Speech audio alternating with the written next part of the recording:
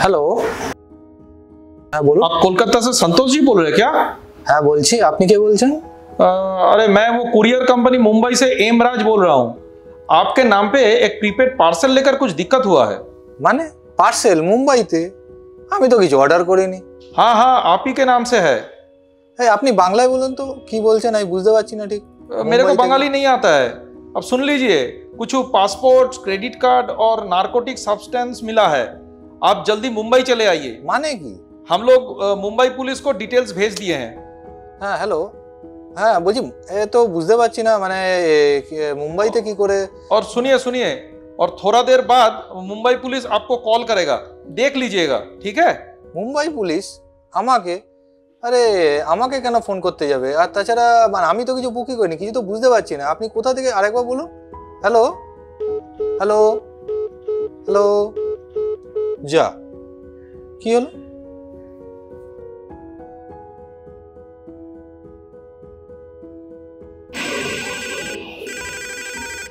ঈশানী, হ্যাঁ বলো। শোনো, আমার একটা অদ্ভুত সমস্যা হয়েছে। হ্যাঁ বলো, কি সমস্যা? আরে মুম্বাই থেকে ফোন করেছিল, এটা কুরিয়ার কোম্পানি। সে বলছে আমার নামে নাকি একটা বেআইনি পার্সেল মুম্বাই থেকে থাইল্যান্ড যাচ্ছে। আমি তো বুকিংই করিনি। আবার বলে মুম্বাই পুলিশ থেকে নাকি আমায় ফোন করবে। কি করবো বুঝতে পারছি না। তোমার কেউ আছে জানাশোনা মুম্বাই পুলিশে? আমার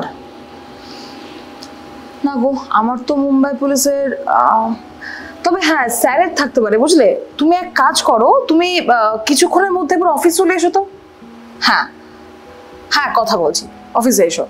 আচ্ছা আচ্ছা ঠিক আছে, আমি আসছি। ঠিক আছে, চলে আসছি। বলছি আপনাকে আমার এই বন্ধুর কথাই বলেছিলাম স্যার। ও আচ্ছা, আপনাকে পুলিশের নাম করে ফোন করেছিল? হ্যাঁ স্যার। স্যার এখন আপনিই ভরসা, মানে যদি মুম্বাই পুলিশকে বলে একবার। দূর, কাউকে কিছু বলার দরকার নেই, সব ফেক কল। Fake call? পুলিশের নাম করে ফেক কল? তাছাড়াও আর কি, ওই ভয় দেখিয়ে টাকা ইনকাম করার ধান্দা। তা আপনাকে আর ফোন করেছিল?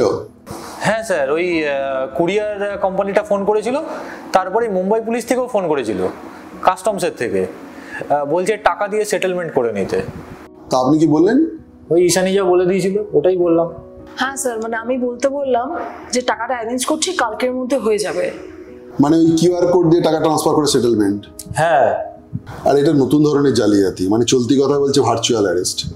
মানে এই আপনি পুলিশ দেখলেনই না আর টাকা ট্রান্সফার করতে যাচ্ছিলেন, এরপর ফোন করলে বলে দেবেন যে ওয়েস্ট বেঙ্গল পুলিশকে জানিয়েছি, ওরাই দেখছে, দেখবেন কি বলে। তো একটা কমপ্লেন আপনি লজ করে রাখতে পারেন, মানে যে নাম্বার থেকে ফোন করেছিল ওই নাম্বারে যেন ফোন করে দ্বিতীয়বার কাউকে ঠকাতে না পারে সেই জন্য। মানে এটাও কি স্যার ওই আপনার এনসিসিআরপি পোর্টাল মানে cybercrime.gov.in এ কমপ্লেনটা করতে হবে? হ্যাঁ, এনসিসিআরপি তে কমপ্লেন করতে হবে। আর আপনি তো টাকা দেননি না। আদার সাইবার ক্রাইমে কিভাবে কমপ্লেনটা লজ করতে হয় ঈশানী তুমিও দেখে নাও, আপনিও দেখুন।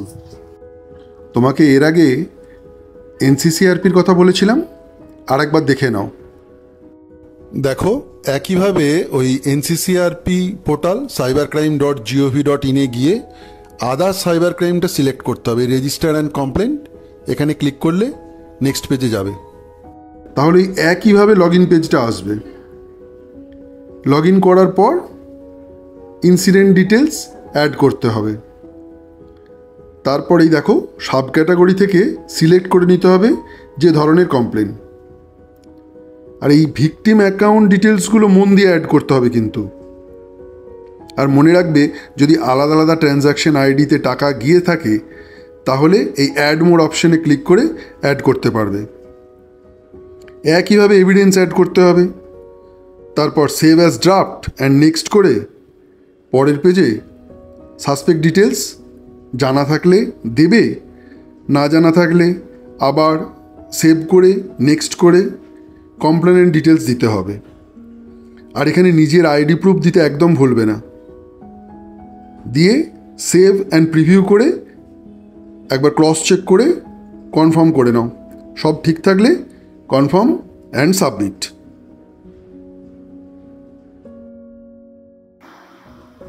বাঁচলাম, কি যে দুশ্চিন্তা হচ্ছিল। উনি তো বাঁচলেন, আর আপনারাও শুনুন, এখন এই কাস্টমস অফিসার পুলিশ অফিসারের নাম করে ভয় দেখিয়ে ফোন কল করা হচ্ছে। হোয়াটসঅ্যাপের ডিপিতে পুলিশ অফিসারের ছবি দিয়ে প্রতারণা করা হচ্ছে। এগুলো হলে একদম ভয় পাবেন না, সঙ্গে সঙ্গে পুলিশের সাথে যোগাযোগ করুন। আর একদম সতর্ক থাকুন, সাবধানে থাকুন, চোখ রাখুন সাইবার পাসে। পরের শুক্রবার আমরা আসছি আবার সন্ধ্যে 6টায়। নমস্কার।